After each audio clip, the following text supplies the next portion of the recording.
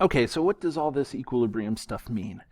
Well, here is a sample calculation that I'm going to go through, and this is really kind of the crux of the equilibrium. Now, this is kind of a super straightforward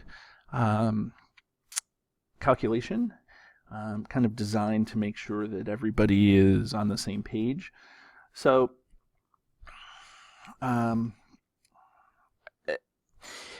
I think that the best thing to do is to just kind of, pause the video, write down the question, look at it, go through the video with me, go through the problem once with me, and then I'm going to have a couple other sample problems, and then we're going to work on some of these together. So in this case, unless you are absolutely confident, I think it's important for you to just kind of follow along with the calculation. Okay, so here we have a closed system. Now that's important. You're going to see it a lot, that it's a closed system. It means no energy is flowing in and out, and that's just there because there's certain times we just have to make assumptions, and so we just assume that it's a closed system. Okay, and so now we're given a molarity of hydrogen. Remember, hydrogen gas, hydrogen gas. Let's see if I can get this. See, even the best have issues every once in a while. So even hydrogen gas, sorry, not even hydrogen gas. Hydrogen gas is diatomic. It's found in nature as H2. So if you see this written out in words, I would expect you to be able to write it as H2. And the same with I2. Okay, iodine is found in nature as is gas, or sorry, is diatomic, and it's I2. Now, what we're saying is it's allowed to reach equilibrium, and then we did some chemistry. Okay, we were given the equilibrium concentration is 1.87 times 10 to the minus 3 molar. And so what we want to do is calculate the Kc for this reaction. Okay, now a couple of things that you want to make sure you do. You want to make sure that the reaction is balanced. If you're given the reaction, balance it. Even if there's a number here, sometimes I'm an idiot and I will give you the wrong balanced equation. It's not because I'm trying to trick you, it's just because I am merely screwed up, which I know it's hard to believe, but I can do that every once in a while. So you double check, and yes, this is balanced. Okay, make sure you have everything that is a gas. And then, before I even start the problem, I would actually write the equilibrium constant expression, write the expression, okay? The concentration of the products, HI, and we're doing concentration because it's Kc squared over the concentration of H2 times the concentration of I2, okay? Once you have that, I think that helps you focus. Now, I am telling you this, I would write this down, I would write this in big bold letters somewhere, that there are really only two types of equilibrium problems. Okay? Even when you get to the hardest types of equilibrium problems that there are in the world, there are really only two types of equilibrium problems. One is to determine the Kc, or the K, the constant. The other one is to determine the conditions. If I am asking you to do a problem in class, or if you are given a problem to do, typically it's one of two things. Either find the constant or find the conditions. Now, in this case, it's very clearly given to you that you need to find the constant.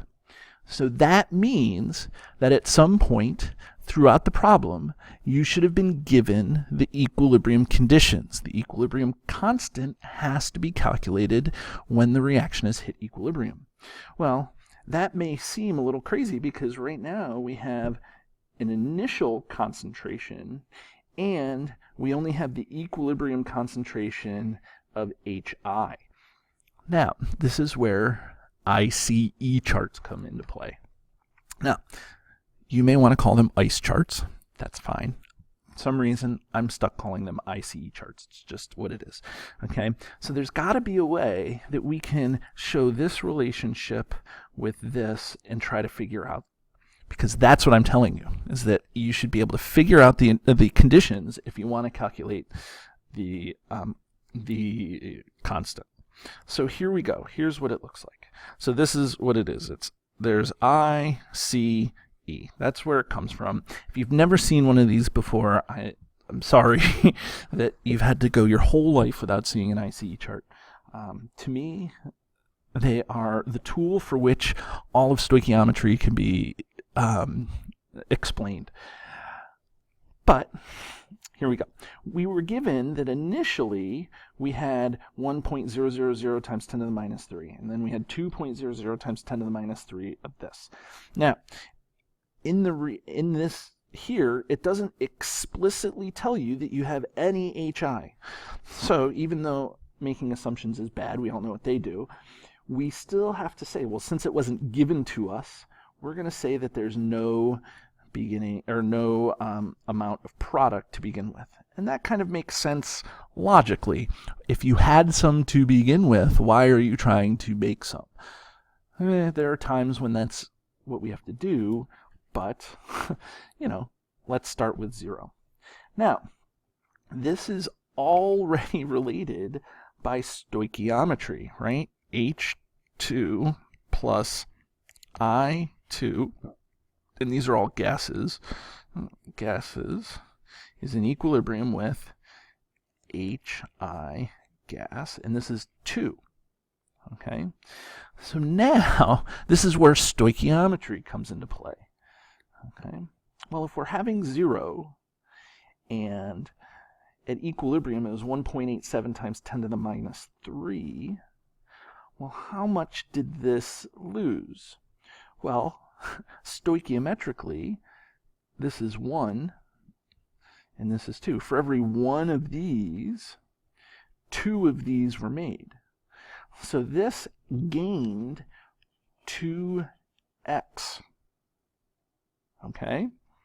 This is the algebra of this thing. Now, if this gained 2x because we had 2 here, how much did this lose? Well, this lost minus 1x.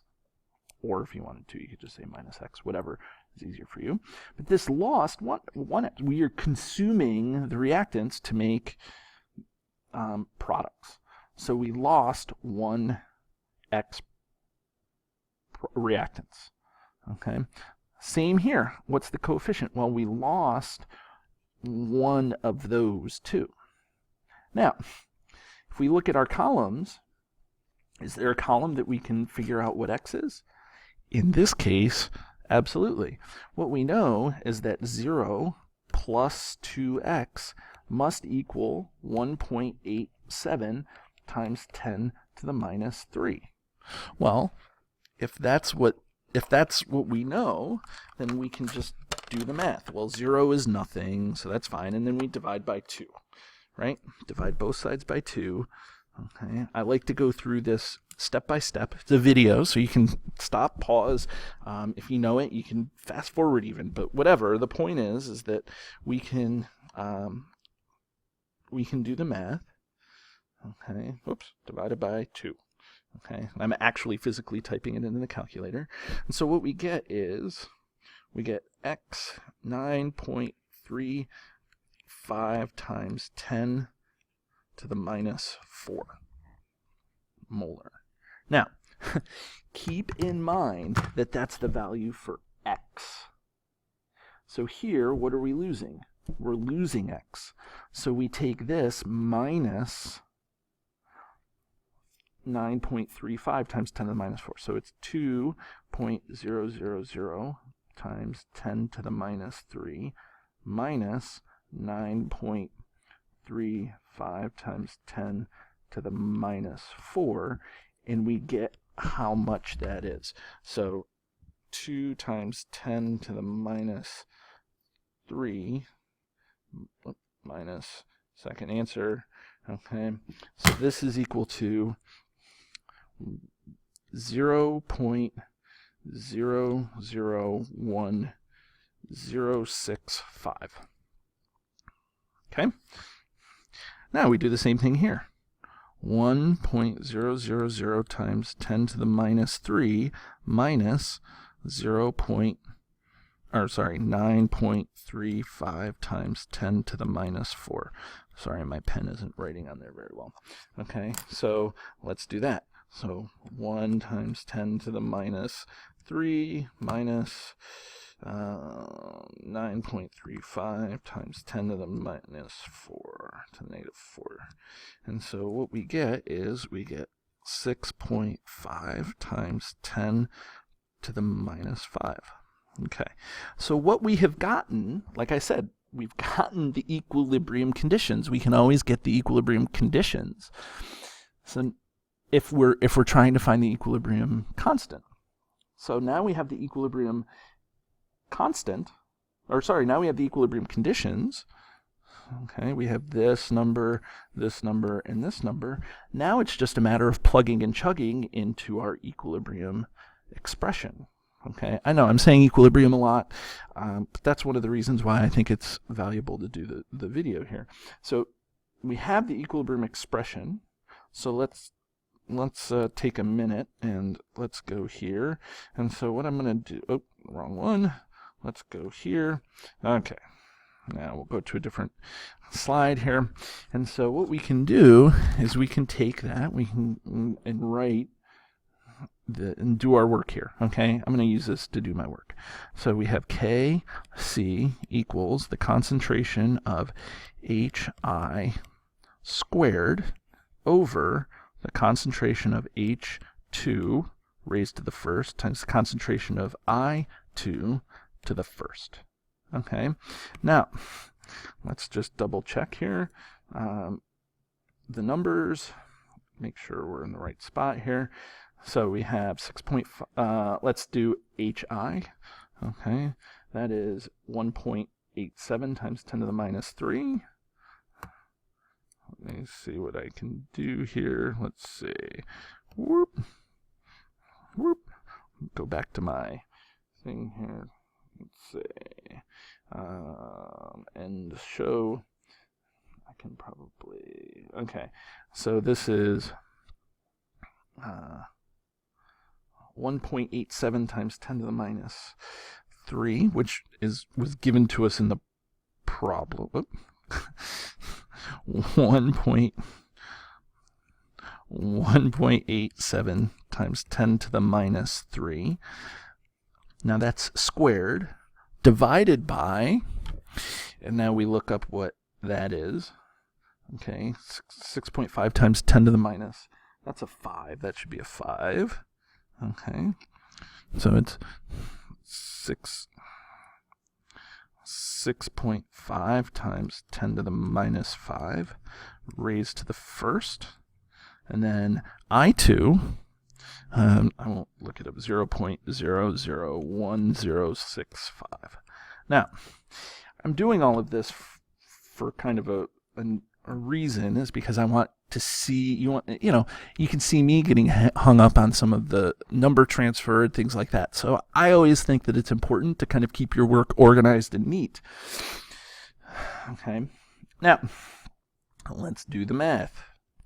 And the answer is 50.51. Okay, that is your equilibrium constant. There are no units for it, thank goodness, right? Doing all these unit things would be a pain in the neck. And we can tell something. This thing is product favored, right? Products over reactants. So that means that this number is higher than this number. And so it's product favored. You have a lot of products versus not very many reactants. So that's pretty cool. Okay, so that's your first sample problem. And hopefully you get it. You can watch this again and again and again as many times as you want to make sure that you get how to do that sample problem.